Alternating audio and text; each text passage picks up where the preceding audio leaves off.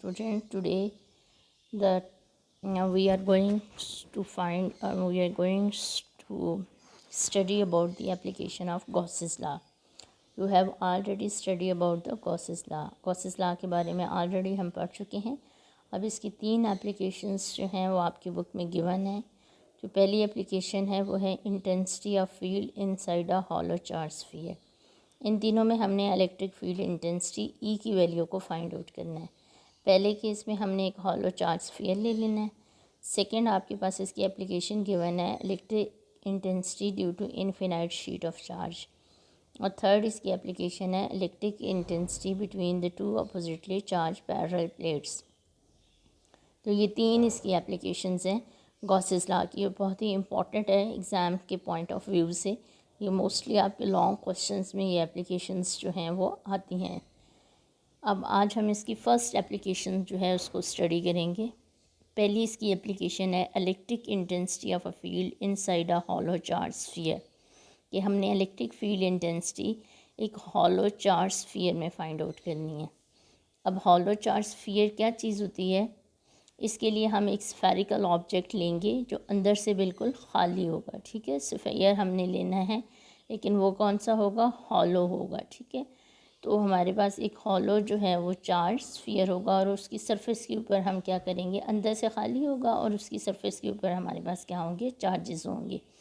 ये एग्जांपल दी हुई है कि कैसे हमारे पास सॉलिड, जैसे यहाँ पे एक कंडक्टर शो किया गया है, उसका क्रॉस सेक्शन एरिया. तो इनसाइड हमारे पास क्या है? उसकी फ्री है, उसमें कोई मटेरियल नहीं है. आउटसाइड के ऊपर सिर्फ जो है वो चार्जेस सरफेस ऑफ कंडक्टर के ऊपर मौजूद हैं. पॉजिटिव चार्जेस शो किए गए हैं जो कि सिर्फ कहाँ पे मौजूद हैं? सरफेस के ऊपर हैं. और इनसाइड हमने एक गॉसियन सरफेस ए ले ली है. ठीक है, जहाँ पे हम उसकी फाइंड आउट करेंगे इलेक्ट्रिक फील्ड इंटेंसिटी. इनसाइड भी फाइंड आउट करेंगे, आउटसाइड भी फाइंड आउट करेंगे और देखेंगे कि इसकी हमने बेसिकली इसकी इलेक्ट्रिक इंटेंसिटी को इनसाइड फाइंड आउट करना है कि अंदर इलेक्ट्रिक मिडल में अंदर में इलेक्ट्रिक फील्ड.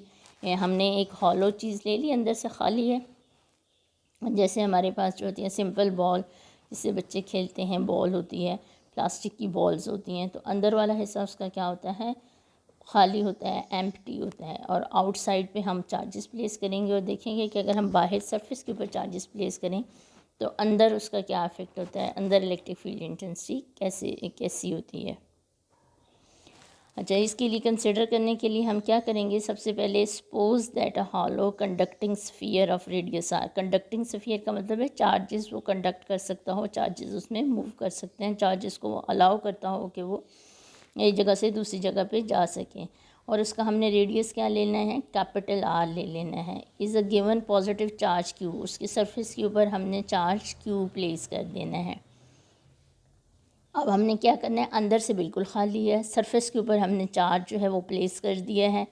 और we wish to calculate the field intensity first at the point inside the sphere. ठीक है, सबसे पहले हम इसके अंदर, क्योंकि हमारा मेन टॉपिक भी यही है कि हमने इसके इनसाइड, इसके अंदर इलेक्ट्रिक फील्ड इंटेंसिटी को फाइंड आउट करना है. अब इसके लिए हम क्या करेंगे? हमें एक सरफेस, क्योंकि हमारे पास phi equals to E dot A का फॉर्मूला है, हमें कोई सरफेस एरिया चाहिए होता है. उस सरफेस एरिया पे हम इलेक्ट्रिक फील्ड इंटेंसिटी को फाइंड आउट करते हैं. फ्लक्स को फाइंड आउट करने के लिए कोई एरिया हमें चाहिए होता है. Now imagine a sphere of a radius R prime. अब एक तो स्फीयर अप साइड पे है, ठीक है. अब इनर साइड पे वैसे तो खाली है, लेकिन हम खुद एक स्फीयर इमेजिन करेंगे और उसके रेडियस को हम क्या देंगे? आर प्राइम का.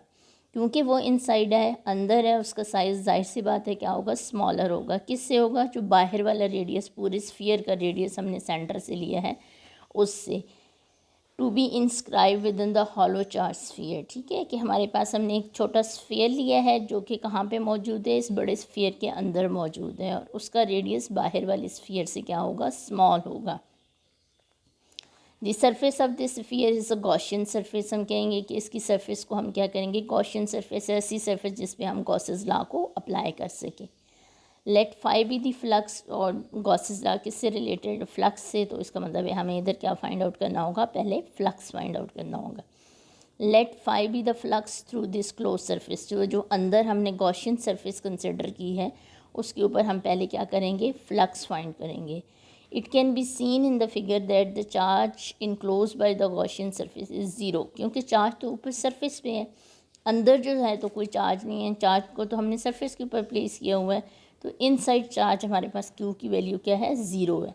जो इनर वाला स्फीयर है जिसका रेडियस को हमने आर प्राइम से किया हुआ है, उधर चार्ज की वैल्यू क्यू की वैल्यू क्या है, ज़ीरो है।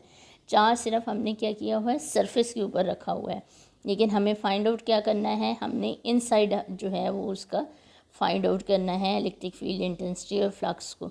तो इनसाइड क्यू की वैल्यू हमारे पास क्या है, ज़ीरो है। अच्छा जी, अब हम इसकी कैलकुलेशन देख लेंगे गॉसेस लॉ को अप्लाई करते हुए। Applying the Gauss's law. अब गॉसेस लॉ हमारे पास क्या होता है कि फ्लक्स किसके इक्विवेलेंट होता है, charge divided by epsilon not. जितना चार्ज इनक्लोज है उसको हम क्या करेंगे, एप्सिलॉन नॉट से। अब ये हम कहाँ पे फाइंड आउट कर रहे हैं, इनसाइड फाइंड आउट कर रहे हैं, अंदर की तरफ। तो ऑलरेडी अभी हम देख चुके हैं कि इनसाइड क्यू की वैल्यू क्या है, ज़ीरो है, इसलिए क्यू इनक्लोज, ये जो ENCL का मतलब होता है क्यू इनक्लोज कि कितना चार्ज उधर प्लेस हुआ है, कितना उसकी सरफेस के ऊपर हमने चार्ज प्लेस किया हुआ है। तो क्यू की वैल्यू हमारे पास क्या है, ज़ीरो है। तो ज़ीरो डिवाइडेड बाय हम क्या कर लेंगे, एप्सिलॉन नॉट कर लेंगे। तो zero divided by epsilon not, तो पूरी टर्म क्या हो जाएगी, ज़ीरो हो जाएगी। इट मीन्स कि फ्लक्स इनसाइड क्या हो जाएगा, ज़ीरो होगा। क्यों ज़ीरो है, क्योंकि चार्ज की वैल्यू हमारे पास की इनसाइड क्या थी, ज़ीरो थी। अब हमारे पास एक और फार्मूला, बेसिक फार्मूला फ्लक्स का क्या होता है कि flux phi equals to EA। हम सिर्फ यहाँ पे इसका मैग्नीट्यूड ले रहे हैं, मैक्सिमम फ्लक्स की वैल्यू हम ले रहे हैं कि फाई हमारे पास क्या है, EA के इक्विवेलेंट है। लेकिन ऑलरेडी अभी हम देख चुके हैं कि इनसाइड द फ्लक्स की वैल्यू क्या है, ज़ीरो है, इसलिए फाई की जगह हम उसकी वैल्यू क्या पुट करेंगे, ज़ीरो पुट करेंगे। तो इसका मतलब है EA का प्रोडक्ट हमारे पास किसके बराबर आ जाएगा, ज़ीरो। तो EA इक्वल टू ज़ीरो का मतलब है कि या तो E इक्वल्स टू ज़ीरो है या A इक्वल्स टू ज़ीरो है, या दोनों इक्वल्स टू ज़ीरो है। दो टर्म्स इक्वल्स टू ज़ीरो आ गई तो उसका मतलब है E भी ज़ीरो है और A भी ज़ीरो। लेकिन ये तो बेसिकली हमारे पास चीज़ कंफर्म है कि तो एरिया तो ज़ीरो हो नहीं सकता। एरिया तो हम कंसिडर कर रहे हैं ना, हमारे पास एरिया तो सामने मौजूद है, उसको तो हम ज़ीरो नहीं ले सकते।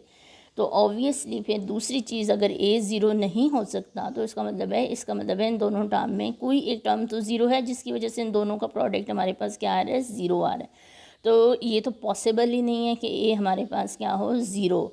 तो दूसरी पॉसिबिलिटी क्या है कि इलेक्ट्रिक फील्ड इंटेंसिटी क्या होगी, ज़ीरो होगी। इसका मतलब है कि हॉलो स्फीयर के अंदर इलेक्ट्रिक फील्ड इंटेंसिटी E की वैल्यू क्या होती है, ज़ीरो होती है।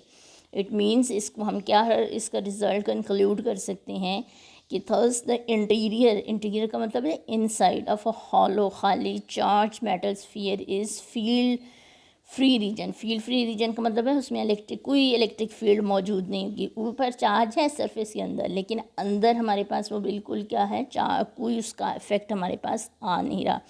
इलेक्ट्रिक फील्ड का जो भी इफेक्ट होगा वो आउटसाइड होगा, इनसाइड जो होगी वो हमारे पास इलेक्ट्रिक फील्ड इंटेंसिटी नहीं होगी।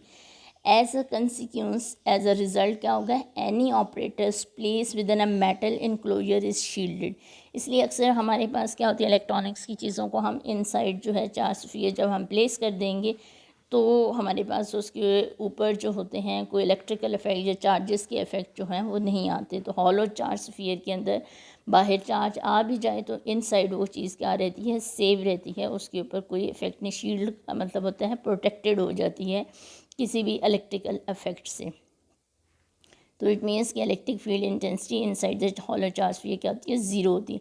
ये आप लोगों का एक्सरसाइज का क्वेश्चन भी है, इंपॉर्टेंट क्वेश्चन है, शॉर्ट में भी आ जाता है कि why the electric field intensity inside a hollow charge sphere equals to zero. तो इसमें यही हमने जो कैलकुलेशन है ये करके इसका आंसर देना है कि हमारे पास इस वजह से electric field intensity inside the charge sphere क्या